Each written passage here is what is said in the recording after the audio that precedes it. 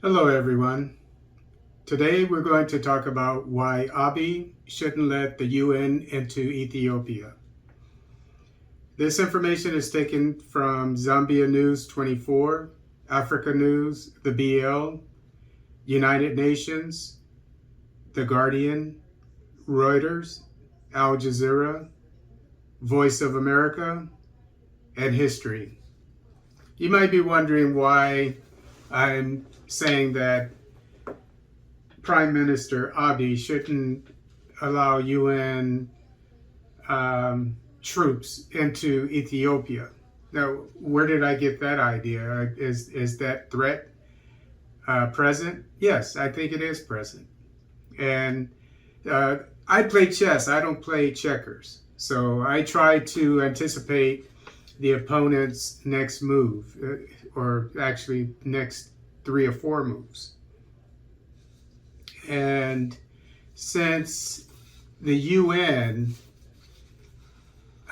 is a major instrument for the West to destabilize and loot from Africa, it stands to reason that they would want to try to put UN troops as for a so-called peacekeeping mission to destabilize Ethiopia, and that is the part of the reason of the Tigray War.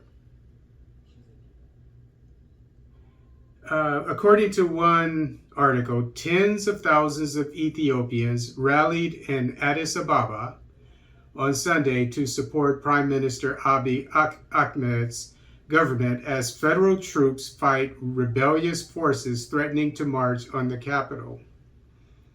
Okay, they're marching in Ethiopia, and they want the United States to stay out of their country. I think that's a very fair thing that they're doing, and it's admirable. On the other hand, hundreds of people marched in Washington on Thursday to denounce the Ethiopian government on the first anniversary of its deadly military conflict with forces in the country's northern Tigray region. They're marching in the United States, and they want the United States to get involved in their country. Now, what self-respecting African would want the United States to get involved in their country? Okay, some key words here. Washington. They're in Washington. Another thing is, okay, hundreds. Okay, who gives a damn about hundreds of them marching? And then you have, because you have tens of thousands in Ethiopia, that they represent the Ethiopian people. Then you have these words that are used in this biased article: denounce. They're to denounce the Ethiopian government for defending itself, and deadly military conflict. Deadly. Yeah, it's deadly because the Tigray people, so-called Tigray People's Liberation Front, started it. And then forces, they call them forces, with the forces in the country's north. These are traitors. Okay. Another thing, I mentioned that the TPLF started the war. Okay. I covered that. Anyway, let's move on to the next article. The UN is recalling 2 high-ranking female officials serving in Ethiopia: Maureen Achieng, the head of the International Organization for Migration in Ethiopia, and Denia Gale, the director of the UN Population Fund. After a recording was released of them accusing UN officials, including the WHO director Tigrayan Tedros Adhanom Ghebreyesus, of sympathizing with the Tigray rebel group, which began a revolt against Ethiopia's central government in 2020. Okay, it's unlikely these women would have risked their high-power careers by becoming whistleblowers if they didn't believe in what they were saying and couldn't back it up. Okay, they were probably each making $150,000. And one of them is an African sister. I think the other one is American. But $150,000 is a lot of money anywhere, especially every year. The next article, the government of Ethiopia asked some officials of the government of Ethiopia asked some officials of UN agencies to leave the country. And you probably remember about 2 weeks ago, Abiy kicked out some, I think it was 7 members of the UN. Okay, this is what he kicked them out of the country for. 5 reasons. Diversion of humanitarian assistance to the TPLF. Okay, so people are suffering on both sides of the war, but they're taking food out of the mouths of people on the government side who are suffering, the civilians, and giving it to civilians on the Tigrayan side. Violating agreed upon security arrangements. In other words, saying that they're probably in certain areas that they shouldn't be in or whatever. Or doing some security missions or things that they shouldn't be doing. Number 3, transferring communication equipment to be used by the TPLF. Communication equipment is so important when it comes to war. Because that is how you communicate. If you don't communicate, you can't do anything, basically. And who knows what the communication equipment is? It's probably some high-tech equipment, if the government is complaining about it. Continued reticence in demanding the return of more than 400 trucks commandeered by the TPLF for military mobilization and for the transportation of its forces since July 2021. In other words, the UN knows that there are 400 trucks that belong to the Ethiopian government that are in Tigray region, and they're not doing anything about it. They're helping. In other words, they're to claim to be fair, but they're not doing anything about stuff that's stolen from the government. That's right before their eyes. Dissemination of misinformation and politicization of humanitarian assistance. Okay, in other words, just lying and saying things to the media to support the Tigrayans. It's just not the Tigrayan people, but the TPLF. Okay, these are all specific claims made by the Ethiopian government, which are similar to the ones mentioned by the 2 African women recalled by the UN. Okay, Tigray region doesn't deserve the help of outsiders because the representative of their people, the TPLF, started the war. Okay, so they're siding with people that started the war. So that's wrong on two counts. And remember that this guy, the leader of the WHO, Tedros Adhanom Ghebreyesus, is Tigrayan. Okay? Ethiopia's military accused Tedros Adhanom Ghebreyesus of supporting and trying to procure arms, weapons, and diplomatic backing for Tigray state's dominant political party, which is fighting federal forces. So the director of the WHO, Tigrayan, is accused of trying to get weapons for the TPLF. This is, again, a specific claim made by the Ethiopian military, and it supports what the 2 high-ranking female UN employees in the Ethiopian government proper claimed. Next article, Eritrea's Foreign Minister Osman Saleh Mohammed blamed U.S. administrations that supported the Tigray People's Liberation Movement for the last 20 years for the current war in northern Ethiopia's Tigray region, saying that blaming Eritrea for the fighting was unfounded. Okay, since the United States backed the TPLF for 20 years, it's probably backing it now. Okay, and remember that its leader, Gebre Michael, forgive me if I butcher the first name, Debretsion, Gebre Michael, his family is in the United States. While people are suffering in his region where he started the war. Okay, and he says, that is Osman Saleh Mohammed, the foreign minister of Eritrea, that the U.S. is, quote unquote, blaming Eritrea for the fighting was unfounded. A tactic of the U.S. is to shift something bad that it does onto another group. And we American Africans know this all too well.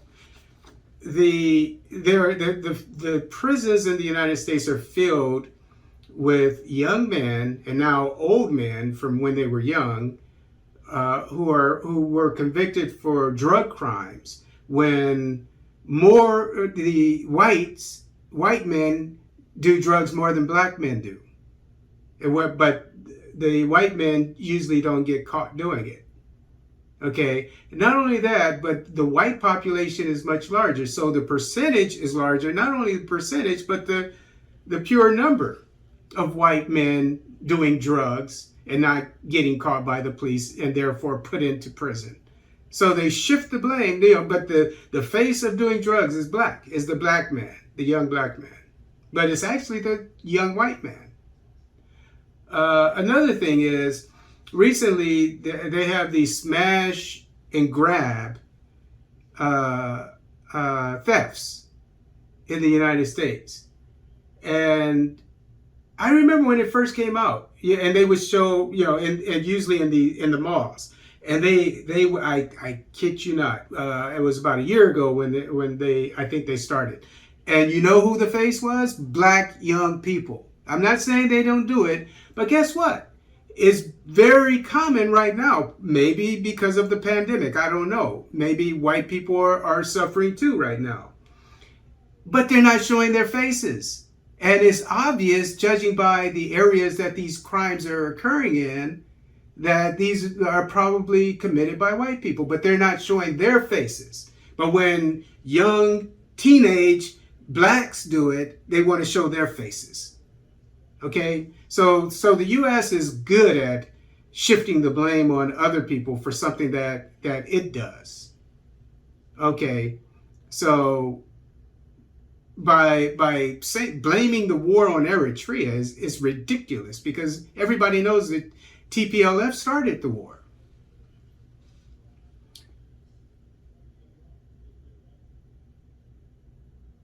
Okay. Saleh also criticized the U.S. State Department's recent announcement on visa restrictions for current or former Eritrean and Ethiopian government and military officials, saying it was only the latest in a string of unilateral acts of intimidation and interference, quote unquote. Again, this shows the United States is backing the TPLF because, who started the war again, because why is it targeting Ethiopia and Eritrea for visa restrictions when the TPLF, who started the war, is not being targeted? Already, the next article. Already last March, the Security Council had decided to increase the strength of MINUSCA, which is the UN mission, so-called peacekeeping mission in the Central African Republic. Mineral rich, from what I understand. You wouldn't think so, judging by how poor the people are. By 1,000, and a former French colony, by the way, by 1,000 additional peacekeepers. So they're going to send more peacekeepers there. Okay. A lesson learned from the December 2020 attack by the rebels of the Coalition of Patriots for Change, CPC, led by Francois, I'm going to butcher the last name, Bozize. Okay. All right. The reason why the UN has been in the Central African Republic for 7 years for its so-called peacekeeping mission is because the UN has no military teeth. If the West wanted to help the Central African Republic, it would send in real troops, like NATO troops. They don't have to be NATO troops because NATO is North Atlantic, okay, European, got it. But they would send in real troops if they meant it, and peace would be restored to the region like in Bosnia and Kosovo. I went to Bosnia and Kosovo, okay? I saw when the UN was there with their cute powder blue helmets, and they didn't do anything.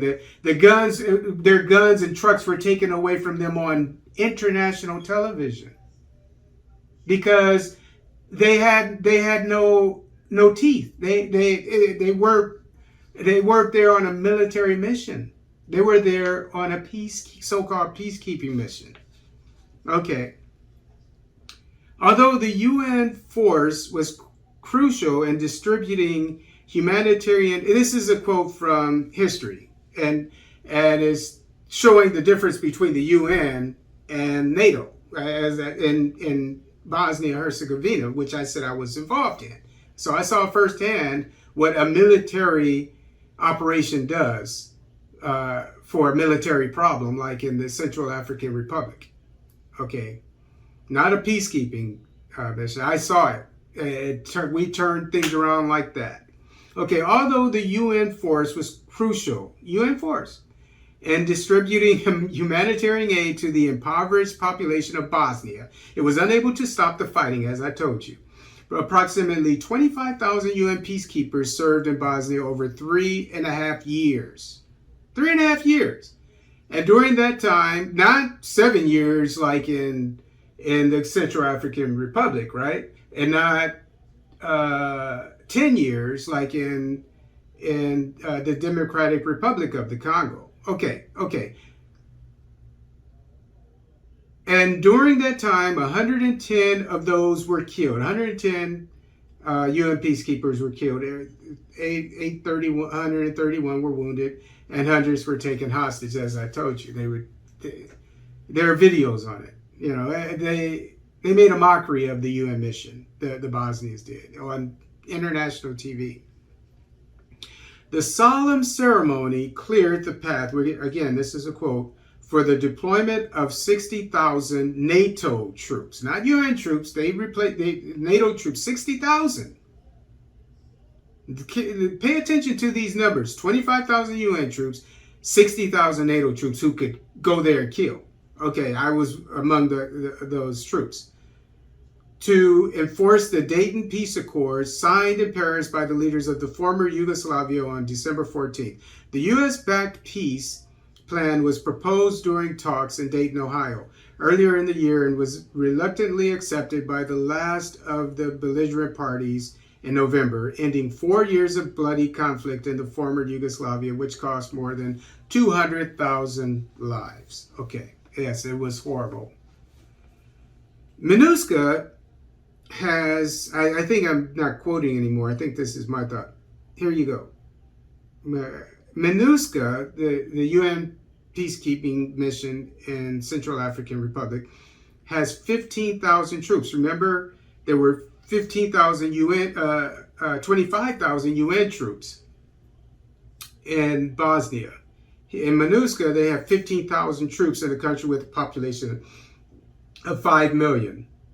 Population of Central African Republic is 5 million. 15,000 UN troops.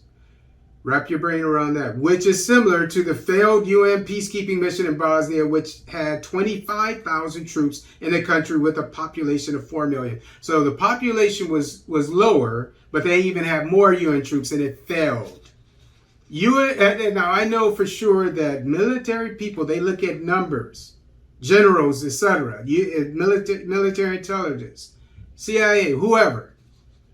They know. They look at the past. I know this from experience. They look at the military looks at the past to predict the future. They know that the UN mission is a recipe for a disaster. It's a failure because it failed in Bosnia. Now, the next article. But the rivalry between Moscow and Paris hovered over all the discussions.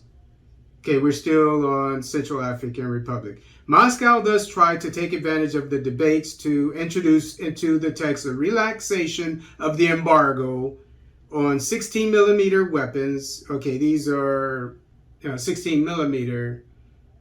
Just to give you an idea, a rifle is 6 millimeters.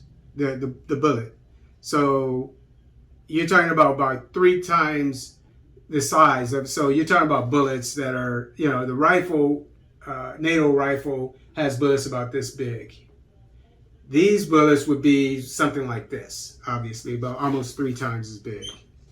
So for military people, probably a 50 caliber machine gun. These are machine guns, okay, that can do a lot of damage. And 16 millimeter mortars. Mortars are they're rockets, but they go and they can blow up things. Okay, so this is what Russia is asking for, but the West doesn't want these weapons allowed because Russia would be able to sell them to their side and probably bring peace to the region, in my humble opinion. Okay, again, the West, France in this case, doesn't want a military solution to a military problem. It just wants the conflict to continue while no progress comes to the nation and natural resources are sucked out of the nation for free or dirt cheap.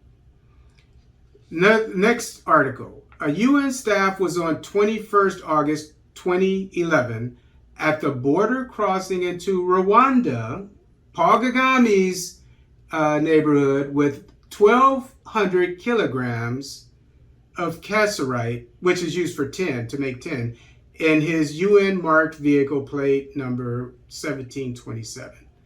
So in other words, this was a UN truck. There was another, this was in 2011, but there was another one in 2018. I couldn't find it. I wonder why. I had trouble finding this one. Okay, it got into an accident and it tipped over, going to Paul Kagame's country, right? And it tipped over, and sacks of cassiterite fell out, and they show the picture, But so what is the point here? This is a UN person working for the UN, so it shows what the UN is there for, to suck the natural resources out of the country. So, Mr. Abiy, do not allow the UN into your country. If the UN peacekeepers go to Ethiopia, it will also be to loot from the country and destabilize it. Last article. Apple, Google, Dell, Microsoft, and Tesla. All household names, brands in the United States and around the world. High-tech brands, by the way. Also among tech firms named in case brought by families of children killed or injured while mining in the Democratic Republic of the Congo. Killed. Children. Mining. They should be in school, right? Learning to become doctors and lawyers, engineers, right? Dying in mines. That Tesla, Apple, Google, Dell, Microsoft get their minerals from. Since the UN peacekeepers have been in the DRC for 10 years, this is proof that its purpose is to loot the nation of its natural resources or destabilize it to keep the prices of the natural resources dirt cheap.